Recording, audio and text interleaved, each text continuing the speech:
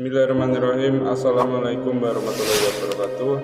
Pemirsa yang dirahmati Allah, marilah kita simak ceramah dari Buya Arus Yasin dengan tema memahami interaksi Allah dengan hambanya.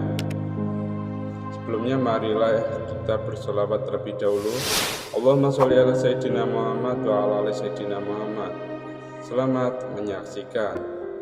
Ya, sudah berapa menit, Ustaz?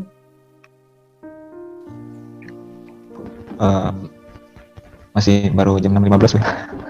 15. Oke, kita lanjut ya. 5 menit. Kun bi awsafi rububiyyatihi muta'alliqan wa bi awsafi 'ubudiyyatika mutahaqqiqan. Ya. Apa kata Imam Ta'ilah menjelaskan makna ya ayuhan nasu ubudu rabbakum. Innal ladzina qalu rabbuna Allah tsumma istaqamu. Untuk menjelaskan makna ini, makna ayat-ayat ini, maka beliau tulislah kalimat yang sangat dahsyat ini. Kun bi awsafi rububiyyatihi muta'alliqa. Kun, hendaklah kamu menjadi orang yang bi awsafi rububiyyatihi, terhadap sifat-sifat rububiyahnya muta'alliqan. Kamu bergantung kepadanya. Sahabat-sahabat yang mengatakan Allah, saya pernah menjelaskan beda uluhiyah rububiyah antara Syekh Ibnu Taimiyah dengan ajaran ilmu qalbu atau tasawuf, tasawufun nufus adalah kalau rububiyah Ibnu Taimiyah mengatakan itu akidah musyrik dan munafik dan mukmin. Jadi aneh-anehnya bagi Ibnu Taimiyah, orang musyrik itu bertauhid. Bahkan filosof-filosof yang tidak kenal Allah itu bertauhid, nama tauhidnya rububiyah. Sedangkan mukmin dia berububiyah plus uluhiyah.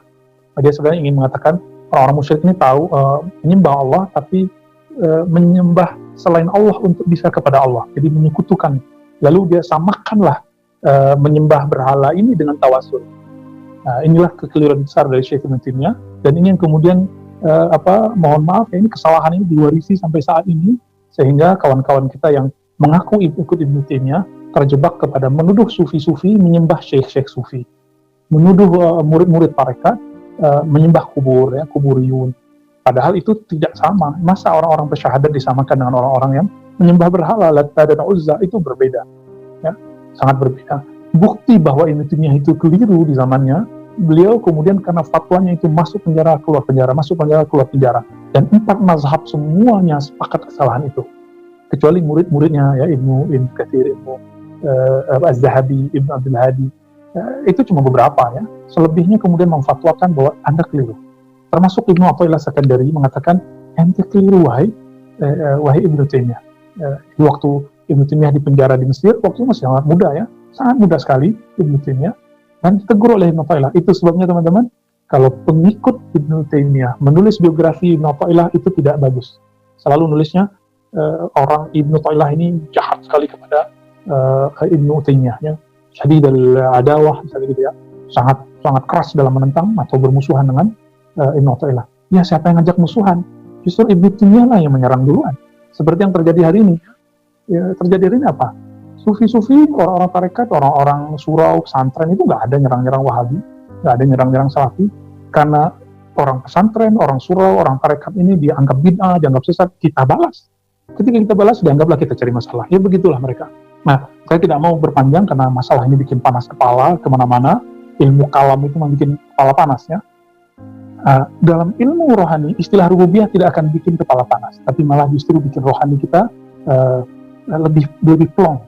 Jika teori rububiyah dalam konsep akidah, ilmu kalam, itu bikin pikiran kita bergejolak, sedangkan dalam ilmu rohani, bikin rohani kita lebih tenang, pikiran kita plong. Apa kata beliau? Rububiyah, sifat-sifat rububiyah itu, jadikanlah ini tempat bergantungmu. Apa itu sifat rububiyah?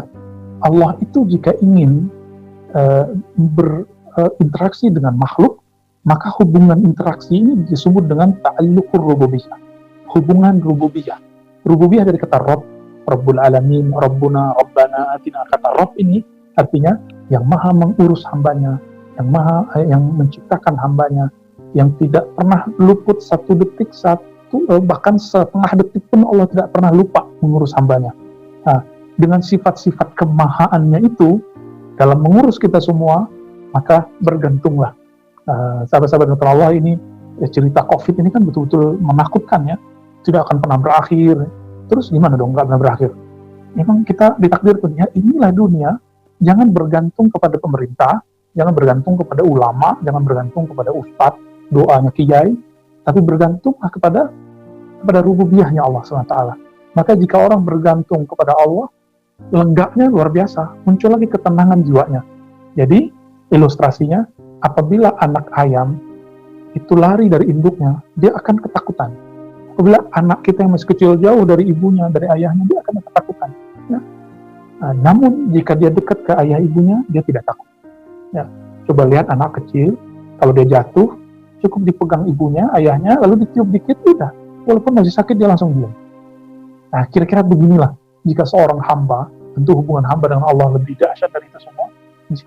Jika tersakiti, jika terpuruk dengan kondisi hari ini, coba kita kembali kepada sumber alam semesta ini, pencipta alam semesta ini, yaitu Allah Subhanahu wa Ta'ala. Inilah makna kun bi awsafi rububiyyatihi muta'alliqan. Dan inilah makna dari Allahus Samad. Allah tempat kita bergantung. Nah, setiap kali kita ada hajat lalu kita kemudian sampaikan kepada Allah, maka hubungan ini disebut dengan hubungan rububiyah. Rububiyah itu ada yang namanya samadaniyah. Artinya saya punya kebutuhan, punya hajat, saya kadukan kepadanya dan dia akan memenuhi itu. Ada hubungannya hubungan khalqiyah, penciptaan. Ya. Ada hubungan syifa, penyembuhan. Ya. Ada hubungan rizkiyah, memberi rizki. Ini semuanya adalah bagian dari rububiyah. Jadi apapun interaksi Allah dengan hamba dengan Allah, hubungan ini disebut dengan rububiyah. Jadi dengan inilah kita bisa hidup. Nah, inilah makna zikir-zikir yang dikatakan dalam zikir-zikir kita. La ilaha illallah, tiada yang berhak disembah kecuali Allah, tiada tempat bergantung kecuali Allah. Ya. Kemudian kenapa saya pernah sebutkan ini sebelumnya? Kenapa ketika awal sholat kita memulai dengan Alhamdulillahi Rabbil Alamin? Kenapa nggak ayat yang lain? Karena di kalimat Alhamdulillahi ada Rabb, ya, bahwa hubungan Allah dengan alam itu adalah hubungan rububiyah. Hubungan Allah mengurus dan Allah tidak pernah lelah, Allah tidak pernah capek, wa ma massahu min lughub, ya. Allah tidak pernah lelah ngurus kita. Maka kalau nggak sanggup untuk menghadapi ini, untuk memikirkan ini, jangan kemudian komentar negatif terhadap orang yang sedang berusaha untuk mengurus ini semua. Teman-teman semua, lalu di ujung kalimat wa bi awsafi ubudiyatika mutahaqiqan. Jadi Allah kepada kita disebut rububiyah, sedangkan kita kepadanya disebut dengan ubudiyah. Apa arti ubudiyah? Penghambaan, penghinaan diri di hadapan Allah Subhanahu wa Ta'ala. Nah, ini penting sekali. Jadi apa sifat seorang hamba? Ya hamba ya sendikodauh, ya kalau bahasa orang Jawa, ya patuh, taat, humble, azillu wal intisar kalau bahasa Arabnya, merasa hina dina di hadapan Allah Subhanahu wa Ta'ala, merasa diri tidak ada apa-apanya. Nah, maka bedakan antara orang yang tadarru, yang rendah hatinya merasa hina di hadapan Allah, dengan tawaduk palsu, tawaduk yang dibuat-buat, ya, tawaduk yang mujamalah, tawaduk yang pemanis muka, dari disebut tawaduk. Jadi ada tawaduk yang riya, ada tawaduk yang riya, tawaduk yang ingin disebut tawaduk. Nah, ini hati-hati. Nah, sifat ubudiyah hamba itu sifatnya apa saja? Merasa hina, merasa membutuhkan Allah, kefakiran kepada Allah, merasa lemah abda'fu, ya, merasa lemah jika tidak dibantu oleh Allah SWT. Dan yang paling penting di situ al-jahlu, merasa diri ini tidak punya ilmu di hadapan Allah SWT. Nah, inilah perkataan Imam Ibn Arabi, al-imanu, ya, iman itu adanya dengan apa? Tasdid. Tapi beliau mengatakan al-jahlu dini,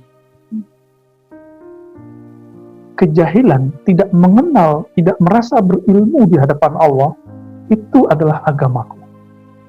Begitu kata beliau dalam kitab Futuhat Makkiyah, ya. Kitab yang pernah ditahzir oleh beberapa orang, tapi setelah kita baca, ya orangnya mungkin loncat-loncat bacanya atau membaca dari orang lain, artinya dia taklid kepada hasil bacaan orang lain, lalu menyalahkan satu kitabnya. Maka sahabat-sahabat maka Allah, sifat inilah yang kemudian muncul, dikandung dalam Al-Fatihah, dimulai dari Bismillahirrahmanirrahim, dibuka Maliki Yaumiddin, iyyaka na'budu wa iyyaka nasta'in. Maka iyyaka na'budu wa iyyaka nasta'in ini boleh disebut adalah, jadi setelah Allah menyebutkan rububiyahnya dari awal Bismillah sampai Maliki Yaumiddin, ini rububiyah. Iyyaka na'budu wa iyyaka nasta'in, ini ubudiyah. Hanya kepadamu ya Allah aku menghambakan diri, hanya kepadamu ya Allah aku meminta pertolongan. Sampai ke belakang, sampai ke akhir ayat ke-7 itu adalah ubudiyah. Jadi teman-teman semua, ayat-ayat Al-Quran khususnya surah Al-Fatihah diringkas maknanya oleh Imam Mu'ta'ilah dengan dua kalimat ini. Jadi hendaklah kamu bergantung kepada Rahman, Rahim, Rabbul Alamin, Malik Yawmiddin. Bergantunglah kepadanya, lalu hendaklah engkau menunjukkan, mutahqiqan, mempraktekkan ubudiyahmu, kehambaanmu, kehinaan-hinaanmu di hadapan Allah Subhanahu wa taala. Jadi mulai hari ini ya coba latih kalbu kita untuk tidak merasa kaya kecuali dengan Allah, merasa mulia kecuali dengan kemuliaan dari Allah, merasa kuat kecuali dengan haulun min Allah, ya. Tidak merasa alim, tidak merasa berilmu kecuali dengan hadiah dari Allah Subhanahu wa taala. Kira-kira itu teman-teman semua, sudah 6:30, mungkin ada yang mau kita diskusikan, lagi silakan.